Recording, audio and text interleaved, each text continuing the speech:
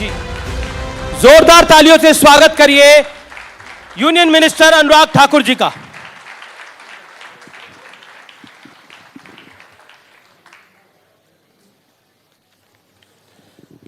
अनुराग जी, आपका अभिनंदन है न्यूज़ 18 इंडिया के इस महामंच पर, जो देश का नंबर 1 न्यूज़ चैनल है।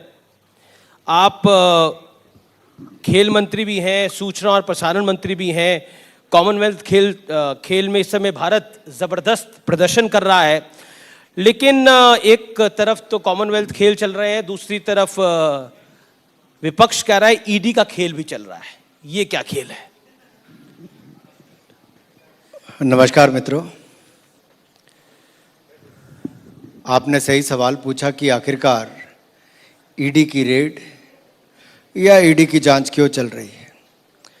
शायद यही सवाल 2010, 11, 12, 13, 14 इन 5 वर्षों में देश पूछता था कि क्या कभी कोई कार्रवाई होगी, क्या कभी जो सरकारों में भ्रष्टाचार होता है इस पर नकेल कसी जाएगी।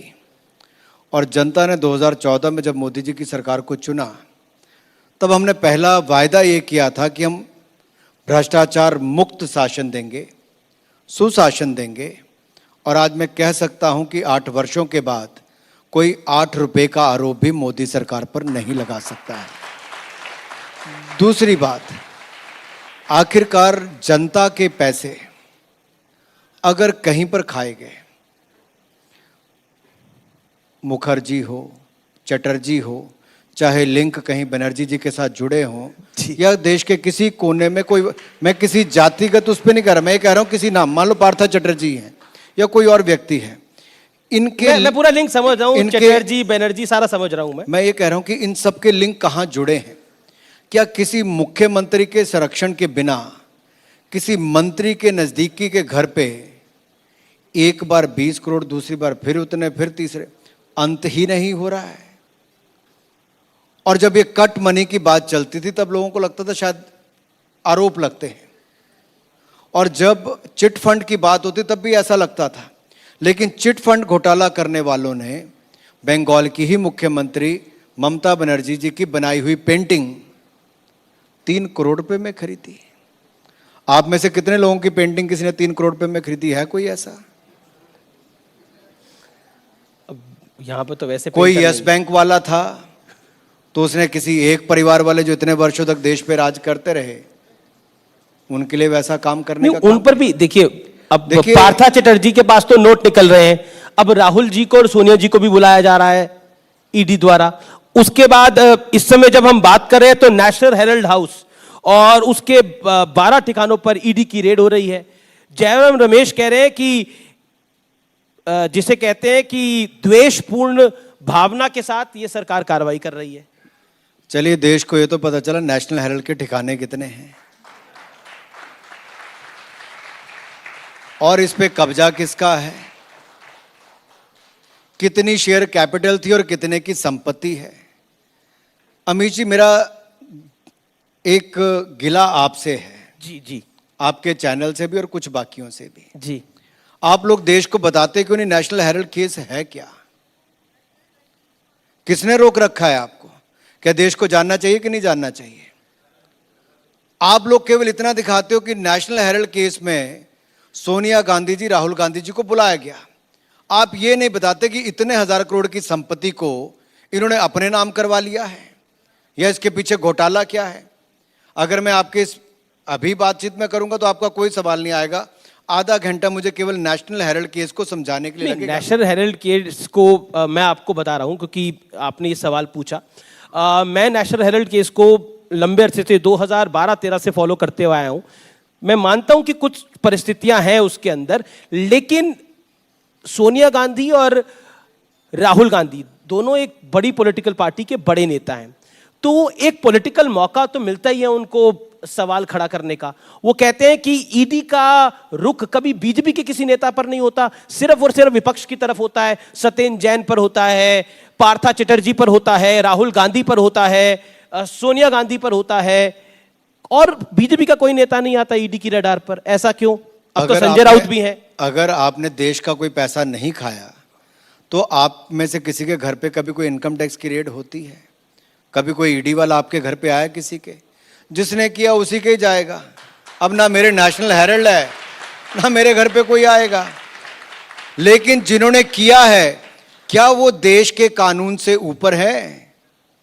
मेरा सबसे बड़ा सवाल आज आपके चैनल पर एक है, क्या राहुल गांधी जी, सोनिया गांधी जी देश के कानून से ऊपर है? क्या गांधी परिवार के ऊपर देश का कोई कानून लागू नहीं होता? क्या गांधी परिवार के किए गए भ्रष्टाचार पर देश की जांच एजेंसियों को कोई सवाल खड़ा करने का कोई अधिकार नहीं है? अगर आप ये तय कर देंगे कि इनके ऊपर कोई अधिकार नहीं है तो ठीक है। कोई एक कांग्रेसी नेता आज तक आगे आकर नहीं बोला कि देश का कानून क्या सब लोगों के लिए एक जैसा है कि नहीं। तो फिर गांधी परिवार के लिए एक्सेप्शन क्यों? अशोक गहलोत ने तो बोला ईडी को सोनिया गांधी के द्वार जाना चाहिए था पूछताछ करने के लिए, वो बुजुर्ग हैं।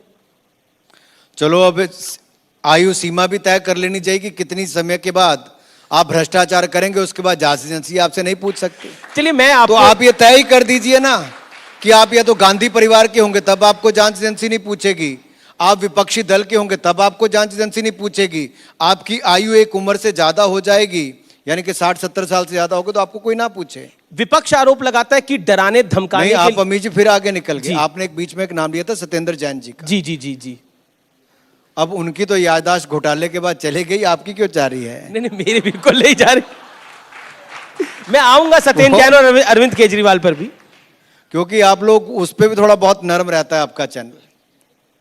पंजाब में जो घटा जी, 3 महीने की सरकार नहीं हुई थी, 30 हत्याएं हो गई। 30 हत्याएं, गैंगस्टर जेलों में बैठ के लोगों को मार रहे हैं और अरविंद केजरीवाल जी अपनी सिक्योरिटी दिल्ली में बढ़ा रहे हैं। पंजाब के सिक्योरिटी वाले अरविंद केजरीवाल जी के साथ, पंजाब के मुख्यमंत्री से ऊपर अरविंद केजरीवाल जी का नाम आता है सिक्योरिटी लेने वालों में। और वहां मुख्यमंत्री तो बनाया लेकिन सलाहकार यहां से भेज दिया। पर भगवंत मान तो आपको दोस्त भी होंगे, सदन में भी रहे काफी समय तक वो। बड़ी घनिष्ठ मित्रता है। अब तो आपको बधाई देनी चाहिए, वो एक नए जीवन में बंधे हैं कुछ दिन पहले। चलिए, मैं इस मंच पे कुछ नहीं कहूंगा। जी जी कुछ बातें प्राइवेट के लिए भी ठीक रहती, चाय पे कर लेंगे जी। लेकिन उनको बहुत सारी शुभकामनाएं। जी जी। और सरकार का इनिशियल पीरियड खत्म हुआ तो सोचा था वो अब कामकाज पे लगेंगे जी। और जब इनका इनिशियल पीरियड थोड़ा खत्म हो जाए तो शायद उसके बाद कामकाज पे लग जाएंगे। मैं आगे का रुख करता हूं, और क्योंकि ईडी की बात हो रही थी, कांग्रेस के वरिष्ठ नेता हैं अधीर रंजन चौधरी, उन्होंने ईडी के बारे में क्या कहा मैं खुद नहीं बोलूंगा, वो बाइट के जरिए मैं आपको एक बार सुना जाता हूं। 10 सेकंड की बाइट है, सुनते हैं जरा। The entire ED has been translated by the BJP party into a group of idiots. They only know when and how to dance to the tune of the ruling dispensation. वो कहते हैं ED आपके इशारों पर नाच रही है और ईडी इडियट है। हमें तो ये नहीं पता कि अधीर रंजन जी को कोई इशारा करता कि वैसे नाचते रहते हैं। कभी कहते मेरी भाषा ये नहीं है। पार्लियामेंट के अगर आप 3 वर्ष निकालेंगे उनके लीडर ऑफ ऑपोजिशन के नाते, तो लीडर ऑफ ऑपोजिशन तो है नहीं। जी जी जी। लेकिन कांग्रेस पार्टी के नेता वो सदन में है, दल के नेता है उनके। मैं आपको वैसे आपको ये अध्ययन करना चाहिए चैनल को। नहीं, मैंने पहले दिन से लेके आज तक अधीर रंजन चौधरी जी ने धैर्य कब कब खोया है और क्या क्या शब्द बोले हैं जी, वो आपको दिखाने चाहिए। वो कह रहे मेरी हिंदी और ये कमजोर है। देश की सबसे पुराना राजनीतिक दल जो 55-60 साल सत्ता में रहा हो, आज उसकी ये हालत हो गई है। आज ये उसकी हालत है जी। राष्ट्रपति जी के लिए अपशब्द बोलने, उन राष्ट्रपति जी के लिए जब हम आजादी के 75 वर्ष मना रहे हैं, आजादी के अमृत महोत्सव, देश जो हमारा मदर ऑफ डेमोक्रेसी कहा जाता है, दुनिया का सबसे बड़ा लोकतंत्र है, उसमें एक बहुत बड़ी घटना ये घटी कि बहुत बड़ा हमारा सौभाग्य है कि हम सबके रहते हुए एक आदिवासी महिला भारत की राष्ट्रपति बनी है। ये हम सब के लिए बहुत बड़ी बात है। पूरी दुनिया में इसकी वाहवाह हो रही है। लेकिन कुछ लोग आज तक भी नहीं पचा पा रहे, जिन्होंने वर्षों तक अनुसूचित जाति, जनजाति और अल्पसंख्यक लोगों के नाम पर वोट बटोरने का काम किया, जो कभी उनके लिए सहूलियत भी नहीं देते थे, आज वो पचा नहीं पा रहे। जब मोदी जी देश के प्रधानमंत्री बनने लगे तो उससे पहले क्या कहा, चुनाव से पहले तो कहा ये तो गरीब माँ का बेटा है, चाय बेचने वाला है। लेकिन देश की जनता ने गरीब माँ के बेटे को वोट दिया, चाय बेचने वाले को वोट दिया और देश बेचने वाली कांग्रेस को बाहर का रास्ता दिखा दिया। इसी तरह से ही पिछली बार जब हमारे पूर्व राष्ट्रपति जब वो चुने गए तब भी इस तरह के शब्द बोले गए। लेकिन आपने कभी देखा कि रामनाथ कोविंद जी एक झोंपड़ी में रहते थे जी? जब उनका परिवार जहां से आया है, उनकी मां की मृत्यु उस झोंपड़ी में आग लगने के कारण होगी, जब वो छोटे से थे, 5-6 साल के थे। कैसा जीवन व्यतीत किया होगा, वहां से राष्ट्रपति पद तक आना, और द्रौपदी मुर्मू जी के पति और दोनों बेटों की दुर्घटना में मृत्यु हो जाना और पार्षद से लेकर प्रेसिडेंट तक की पोस्ट पर पहुंचना, ये आसान काम नहीं। कुछ तो गुण उनमें होंगे जो पार्षद से लेकर प्रेसिडेंट तक के पद तक आई है, इसका स्वागत करना चाहिए। नहीं, देश के लिए बड़ी गर्व की बात है, आजादी के इस अमृत महोत्सव पे देश को पहली आदिवासी राष्ट्रपति मिली। लेकिन अधीर रंजन चौधरी से जब सवाल पूछे गए तो उन्होंने बोला मेरी हिंदी कमजोर है, मैं माफी मांग चुका हूं, आप मुझे फांसी पे लटकाइएगा। देखिए, गलती कोई एक बार करे तब तो ठीक है। जब मैंने राजीव गांधी फाउंडेशन के भ्रष्टाचार, नेशनल हेराल्ड के अलावा एक और भ्रष्टाचार जी, राजीव गांधी फाउंडेशन के भ्रष्टाचार पर पार्लियामेंट में सवाल खड़े किए, तो इन्होंने आपा खो दिया। पारा खोने के बाद मुझे कहा ये छोकरा कहां से आ जाते हैं ऐसे करके, कि हिमाचल का छोकरा करके ऐसे बोल दिया। लेकिन वो उनको उल्टा ही पड़ा जी। ये एक बार नहीं करते हैं, कभी प्रधानमंत्री जी के बारे में, राष्ट्रपति जी के बारे में, सांसदों के बारे में, ये आदत बन गई है।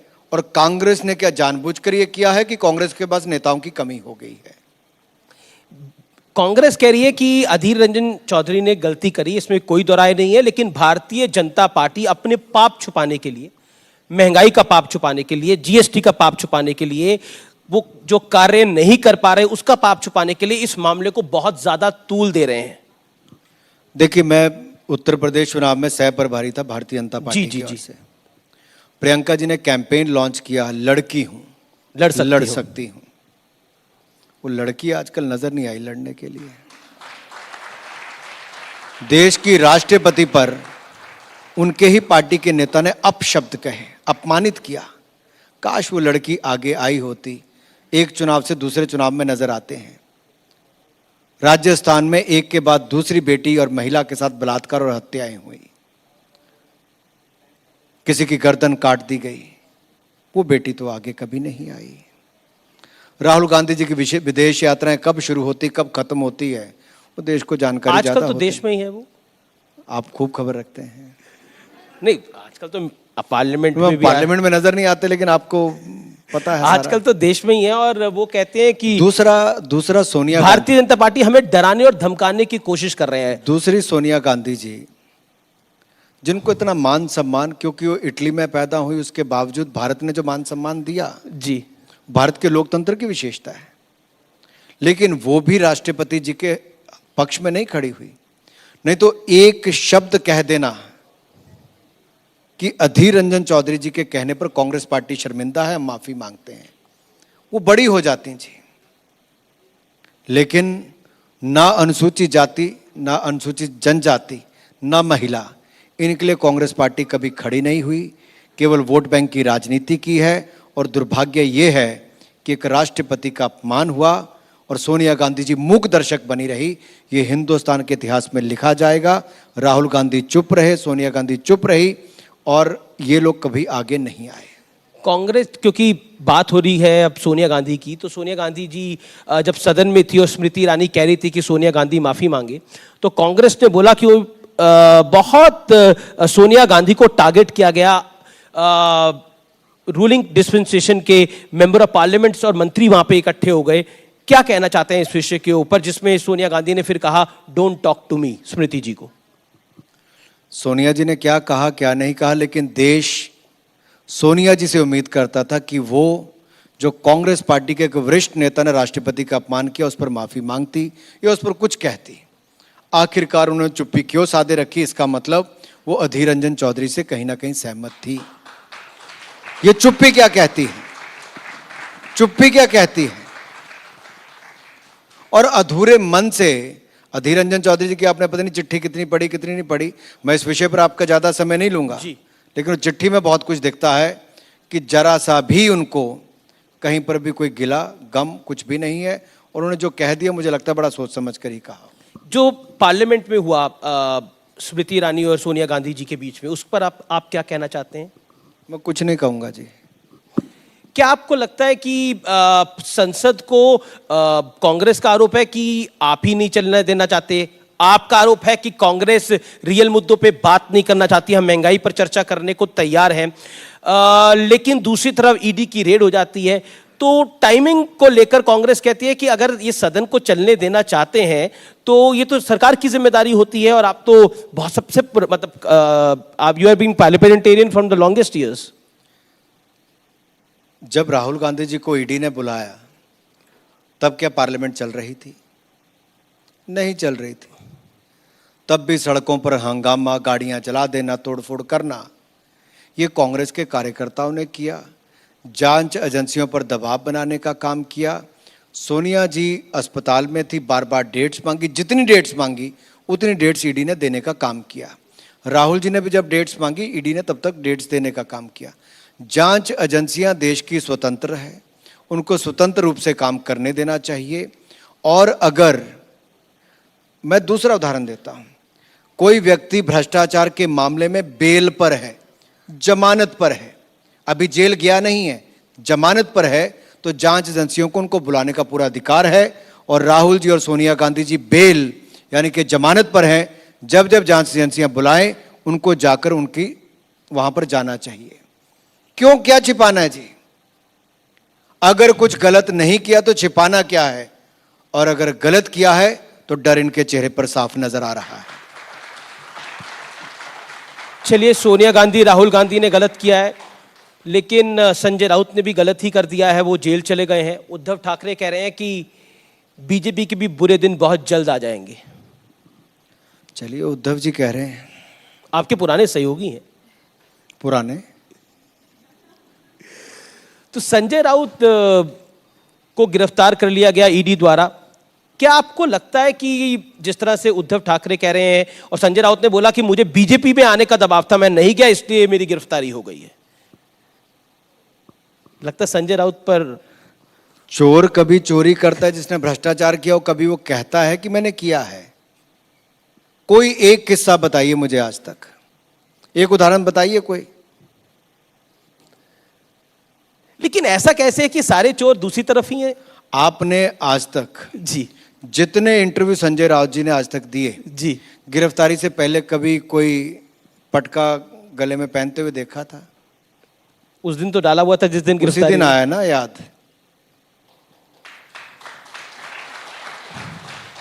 देखिए, बहुत सारी बातें मैं कई बार आपके टीवी पर भी देखता हूं, आप ऐसे दिखा रहे हैं जैसे वो इतना हाथ हिलाते हुए जा रहे हैं, पता नहीं कितना बड़े नेता क्या हम है सब जी? दिखाते हैं सर, जो जिस मतलब अब गिरफ्तारी हो रही है हम तो गिरफ्तारी भी दिखा रहे हैं। जेल जाते हुए भी ऐसे हाथ हिला रहे हैं जैसे पता नहीं कितना स्वागत हो रहा है। अब भ्रष्टाचार के मामले में जेल जा रहे हैं। गिरफ्तारी में कोई हाथ हिलाते हुए जा रहा है तो इस पे हम कैसे रोकेंगे उसको?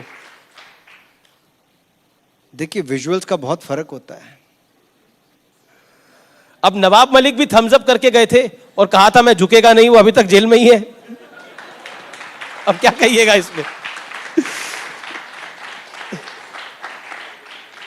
अब जाते तो कई ऐसे कर करके कि जैसे जल्दी आने वाले हैं, कई 3-3 महीने से अंदर हैं, जिसके लिए अरविंद केजरीवाल जी कहते थे मैंने केस देखा है, मैंने पूरा पढ़ा, बिल्कुल कहते ईमानदार है, कट्टर ईमानदार। लेकिन 3 महीने से उनको बेल नहीं मिली आज तक। कट्टर ईमानदार, कट्टर ईमानदार जी, बिल्कुल। लेकिन आप लोग दिखाते कहाँ हैं जी उनके? हम सब दिखाते हैं। कहाँ 144 करोड़ रुपए का दिल्ली वालों को चपत लगा दी उन्होंने, बिल्कुल। शराब वालों को जो ठेके दिए, पॉलिसी में बदलाव किया, पूरे नियमों की धज्जियां उड़ाने का काम अरविंद केजरीवाल जी की सरकार ने किया। और ये देश के शायद पहले ऐसे मुख्यमंत्री होंगे जिनके पास कोई डिपार्टमेंट नहीं है, लेकिन मुख्यमंत्री 8 साल से हैं। जिम्मेदारी कोई नहीं है। वो कहते हैं हम हैप्पी, कभी सतेंद्र जैन करते हैं, कभी मनीष सिसोदिया करते हैं, लेकिन वो सर्टिफिकेट देने के लिए बैठे हैं, ये सब ईमानदार हैं। लेकिन वो तो कहते हैं मैं हैप्पी क्लास चलाता हूं। नहीं, ऐसा है जी, अगर उनकी इस नीति में, एक्साइज पॉलिसी में कोई कमी नहीं थी तो वापस क्यों की? आपने पूछा? केजरीवाल जी इंटरव्यू के लिए आएंगे तो पूछा जाएगा उनसे। हाँ, आप नहीं जाएंगे पूछने के लिए? नहीं, बिल्कुल। हम मेरा सिर्फ सवाल, देखिए, देश को ये बताना चाहिए कि जो बड़े बड़ी डींगे मारते हैं, जो सन 2011 में जब भ्रष्टाचार के खिलाफ हम लोग आंदोलन कर रहे थे, ये तो उसके बाद आए, और तब तो इन्होंने कस्में खाई थी कि हम कभी राजनीति में नहीं आएंगे। आपने कभी दिखाया देश के लोगों को वापस कि उन्होंने अपनी दोनों बच्चियों की कसम खाई थी मैं कभी राजनीति में नहीं आऊंगा? वहां पे झूठ बोला। फिर पंजाब के चुनाव आए तो उससे पहले ऐसी शराब की नीति लेकर आए जहां पर करोड़ों रुपए का घोटाला ये आपके सामने आया, जो पंजाब के चुनाव से पहले इन्होंने किया। अब जाके पॉलिसी को रोल बैक करने का काम कर दिया। पंजाब के चुनाव में जिनके घरों में जाके ठहरे, उनके टेररिस्ट के साथ लिंक हैं जी। आतंकवादी विचारधारा के लोगों के साथ ये जाकर रहे। ये अपने आप में दिखाता है कि सत्ता की प्राप्ति के लिए ये किसी भी स्तर तक गिर सकते हैं, लेकिन आप लोग इनको पर्दाफाश करने के लिए तैयार नहीं हैं। सर, हम सारी खबरें दिखाते हैं, मैं फिर बोल रहा हूँ, और हमारा प्रयास रहता है कि हमारा व्यूअर जो है वो वेल इन्फॉर्म्ड रहे, इसीलिए हम शायद नंबर 1 है। लेकिन अरविंद केजरीवाल की तरफ से भी कुछ शिकायतें हैं, और वो शिकायतें ये हैं, वो कहते हैं कि मोदी जी और बीजेपी उनसे डरते हैं, इसीलिए ईडी को आगे कर रहे हैं, सीबीआई को आगे कर रहे हैं, और सिसोदिया को गिरफ्तार करना चाहते हैं। सत्येंद्र जैन को इसलिए गिरफ्तार कर लिया क्योंकि वो हिमाचल में थे, और आप तो खुद हिमाचल से आते हैं। हिमाचल में इनके जो पार्टी के प्रदेशाध्यक्ष थे, जो इनके संगठन मंत्री, जनरल सेक्रेटरी, तो कैप्टन समेत पूरी टीम ही चली गई है, जो इनके पूरे महिला मोर्चा की अध्यक्ष थी, इनके आईटी सेल के इंचार्ज थे, पूरे के पूरे लोग आम आदमी पार्टी को छोड़कर भारतीय जनता पार्टी में शामिल हो गए। आम आदमी पार्टी कहती है कि उसके पीछे अनुराग ठाकुर है, अनुराग ठाकुर ने उनको अपने जाल में फंसा लिया।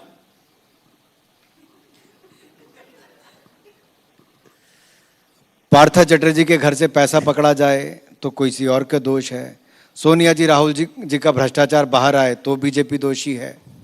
सत्येंद्र जैन, मनीष सिसोदिया जी और बाकी सब लोग भ्रष्टाचार में गिरे।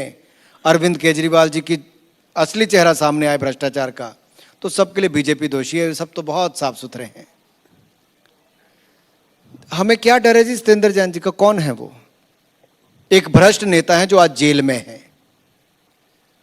और जिनकी अरविंद केजरीवाल ने कहा याददाश्त चले गई है। अब दूसरे जब जाएंगे तो उनकी याददाश्त जाएगी नहीं जाएगी मुझे पता नहीं, तो वो भी जाएंगे दूसरे भी। भ्रष्टाचार किया तो जब कानून अपना काम करेगा तो जाएंगे, क्यों नहीं जाएंगे? क्योंकि आजादी। आप इतने चिंतित क्यों हैं? मैं क्यों चिंतित होऊंगा सर? मैं क्यों चिंतित होऊंगा? मुझे तो लगता है कि जिसने भी गलत काम किया है उसके खिलाफ संविधान सम्मत कार्रवाई होनी चाहिए। लेकिन एक सवाल, क्योंकि आज़ादी का ये अमृत महोत्सव है और तिरंगे के साथ अनुराग ठाकुर का जुड़ाव जो है वो काफ़ी समय से है। तिरंगा यात्रा भी लेके आप निकले थे जब आप युवा मोर्चा में होते थे। प्रधानमंत्री नरेंद्र मोदी ने आह्वान किया कि 13 से 15 अगस्त तक हर घर तिरंगा अभियान होना चाहिए, लेकिन विपक्ष इसका भी विरोध कर रहा है। उमर अब्दुल्ला कह रहे हैं अगर तिरंगा फहराना है तो जाके गलवान में फहराओ। जयराम रमेश कह रहे हैं कि ये वो लोग कह रहे हैं जिन्होंने 52 साल तक आरएसएस के हेडक्वार्टर्स पर झंडा नहीं फहराया था। मैं पहले तो आज आपका आभार प्रकट करूं। आपने ये कहा कि अनुराग ठाकुर जब युवा मोर्चा में होते थे तब तिरंगे, काश आपने ये नहीं कहा कि जब अनुराग ठाकुर युवा होते थे। युवा मोर्चा में होते थे तो कहा तो मेरी थोड़ी लाज आपने रख ली है सर। तो आप युवा की बात कर रहे हो। आजकल तो इस देश के अंदर युवा नेता की श्रेणी की एज लिमिट बढ़ती जा रही है। चलिए, तो आपने मुझे श्रेणी बढ़ाकर युवाओं में रखा है। कहीं तो आप छोड़ नहीं रहे आज मुझे है। आपने आप ही नहीं रहे कोई मौका।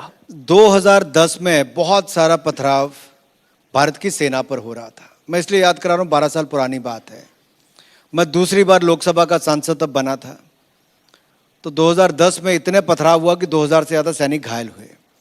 कांग्रेस उस समय एक पॉलिसी ला रही थी, armed forces special protection act में बदलाव कर रही थी, कश्मीर को ज्यादा स्वायत्ता देने की बात कर रही थी, और उससे हमारे सैनिकों के ऊपर बहुत बड़ी दिक्कत आ जाती, तो मैंने पहले इंडिया फर्स्ट कार्यक्रम देश भर में चलाया, देश के हर राज्य में गया।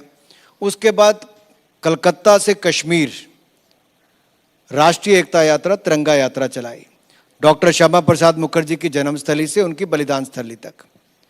मुझे तब भी मीडिया के लोगों ने कहा कि कहाँ तुम 2011 में ये कर रहे हो, कौन आएगा तिरंगे के नाम पे।